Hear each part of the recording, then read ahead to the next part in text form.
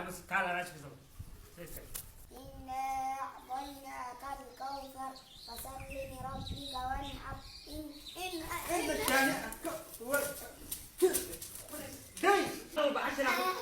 بننحن بعيان ما تصوب على أنا عايز جازم ولا أوي وين كوا شيء وين نطلع سلسلة بحضان شو حلوة تعال يا بني اقرأ في قوله تعالى قل هو الله أحد.